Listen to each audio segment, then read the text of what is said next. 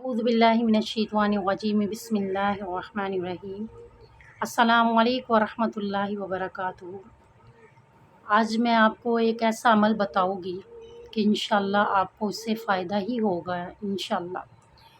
اگر کوئی شخص یہ چاہتا ہے کہ اسے حج عمرے کی سعادت نصیب ہو جائے، اللہ پاک کا گھر دیکھ لے مرنے سے پہلے، اور اللہ بیت اللہ کی زیارت نصیب ہو جائے، اور یہ خواہش ہونی بھی چاہیے۔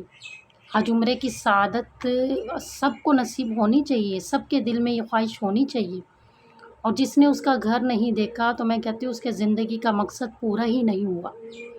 انسان کو سب سے زیادہ خوشی اس رب کے گھر پر جانے کی ہوتی ہے کہ جس کی ساری زندگی ہم عبادت کرتے رہیں، جس کی بندگی کرتے رہیں، جس کی محبت میں سجدے کرتے رہیں، اس کا گھر تو دیکھیں کیسا ہے، اور ایمان بہت بڑھ جاتا ہے۔ یقین جانیے جب بیت اللہ شریف سامنے ہوتا ہے تو ایمان کی کیفیت ہی الگ ہوتی ہے۔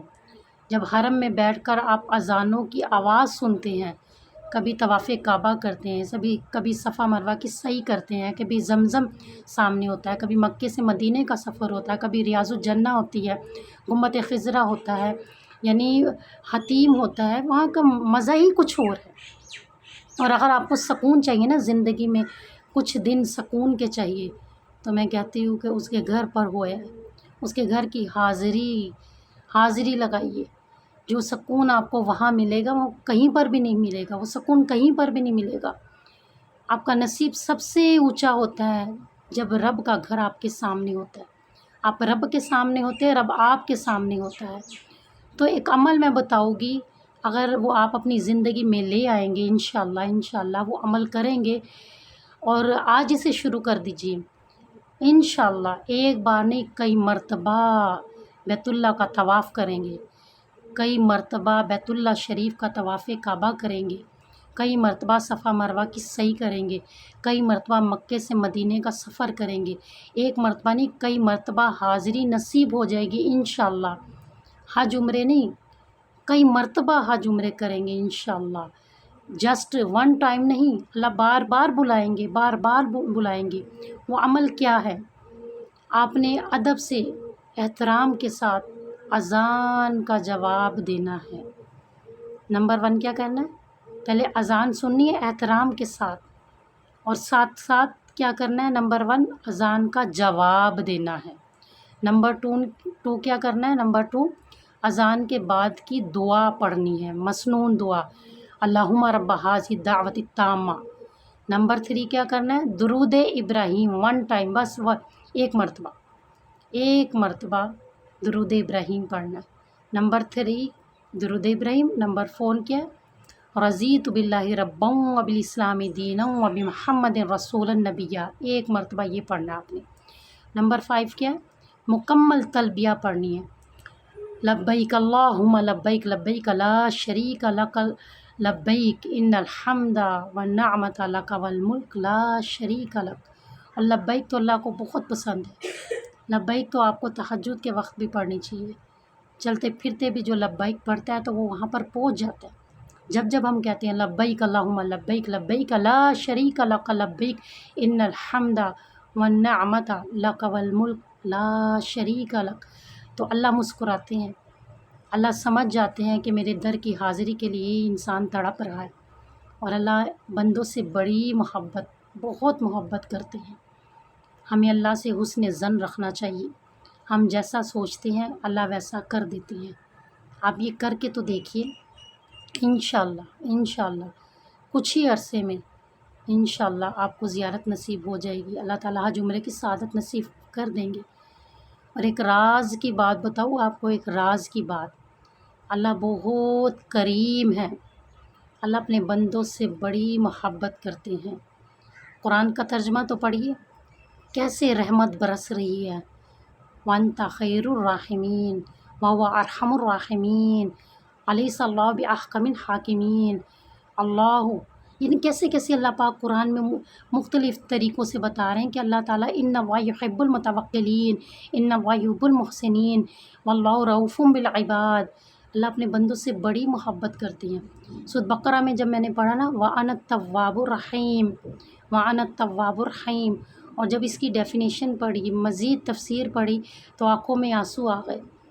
جب اس کا ترجمے پہ فوکس کیا کہ اللہ فرما رہے ہیں اور میری تو وَأَنَا التَّوَّابُ الرَّحِيمُ، باکثرت عادت ہے توبہ قبول کرنے کی، میرے بندے باکثرت عادت ہے۔ جیسے ایک ماں کہتی ہے نا کہ میں تو اپنی محبت سے مجبور ہوں، جیسے ایک ماں کتنی محبت سے کہتی ہے اپنی اولاد کو کہ میں تو اپنی محبت سے مجبور ہوں، کہ اولاد 1000 غلطیاں بھی کرے تو ماں معاف کر دیتی ہے، تو اللہ تو 70 ماؤں سے بھی زیادہ محبت کرتے ہیں۔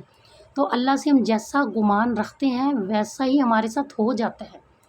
اپنے فیوچر کو روشن دیکھا کریں، بدگمانیوں میں زندگی نہ گزارا کریں، اللہ سے بری توقع نہ رکھا کریں، یہ نہ سوچا کرے کہ میرے ساتھ تو بس ہمیشہ پریشانی ملتی ہے، میں تو ساری زندگی بیماری میں، ٹینشنوں میں، پریشانیوں میں، تکلیف میں گزار دی، میرے ساتھ تو ہمیشہ برا ہی ہوتا ہے، میری تو دعائیں قبول ہی نہیں ہوتی۔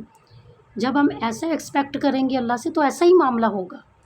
جب ہمارا یقین، ہماری توکل، ہمارا بھروسہ اتنا گندا ہے تو پھر ہمارے ساتھ اچھے معاملے کیسے ہوں گے؟ جب ہم اپنے رب کو رحیم مانیں گے، کریم اور خالق اور مہربان شفیق مانیں گے کہ میرے اللہ تو میری بڑی سنتے ہیں، میرے اللہ تو میرا ایمان ہے، یقین ہے، توکل ہے، بھروسہ ہے، اور میرا رب میری ہی سنتا ہے۔ جب انا عند ظن عبدی بی، جب ہم حسن ظن رکھتے ہیں نا کہ اللہ میری سنتا ہے، اور جب ہم اچھا سوچتے ہیں نا کہ انشاءاللہ عن قریب میرا خیمہ میدان عرفات میں لگے گا، میری راتیں مزدلفے میں گزرے گی، مینا میں میرا خیمہ لگے گا، میدان عرفات میں کھڑی ہو کر خوب دعائیں مانگوں گی تو اللہ آپ کو حج کی سعادت نصیب فرما دیں گے۔ جب آپ گمان رکھیں گے نا کہ مسجد نبوی میں اعتکاف بیٹھنا ہے تو اللہ آپ کو بٹھا دیں گے۔ جب آپ اچھا سوچیں گے نا کہ مجھے فیوچر بڑا روشن نظر آتا ہے، انشاءاللہ آگے میری زندگی میں بہت کامیابی ہے، کامرانی ہے، خوشیاں ہیں، رحمتیں، برکتیں، میرے رب نے مجھ میں رحمتوں کی بارش کرنی ہے، میرا رب مجھے کبھی تنہا نہیں چھوڑتا اور وہ نہیں تنہا چھوڑے گا۔ جب ہم اچھی توقعات رکھیں گے، اچھا یقین رکھیں گے، اچھا گمان رکھیں گے تو اچھے معاملے ہو جائیں گے۔ جب ہم برا سوچیں گے تو ہمارے ساتھ برا ہو جائے گا، تو رب کو اس کی شان کے مطابق مانگے، رب سے اللہ پاک سے ایسی توقعات رکھیے، ایسا یقین، ایسا بھروسہ کہ اللہ تو ہمارا غرور ہے۔ اللہ سے کہہ دیں کہ اللہ ساری دنیا مال پر، جس کو مال دیا وہ مال پہ غرور کرتا ہے، جسے تو نے بیٹے دیے وہ بیٹوں پہ غرور کرتا ہے، جسے حسن دیا وہ حسن پہ غرور کرتا ہے۔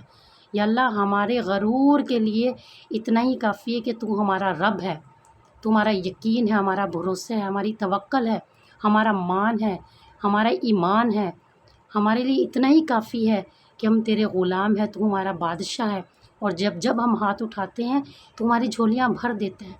جب اچھا سوچیں گے نا انشاءاللہ اچھے معاملے ہوں گے، جب برا سوچیں گے تو بنے ہوئے کام بھی آپ کے بگڑ جائیں گے۔ تو اللہ سے اچھا امیدیں رکھیے، اچھی توقع رکھیے، اچھے بھروسے رکھیے، اچھا یقین رکھیے، انشاءاللہ سارے معاملے اچھے ہو جائیں گے۔ اور یہ عمل کر کے دیکھیے، اللہ کئی مرتبہ انشاءاللہ حج عمرے کی سعادت نصیب فرما دیں گے۔ وما علینا الا البلاغ المبین۔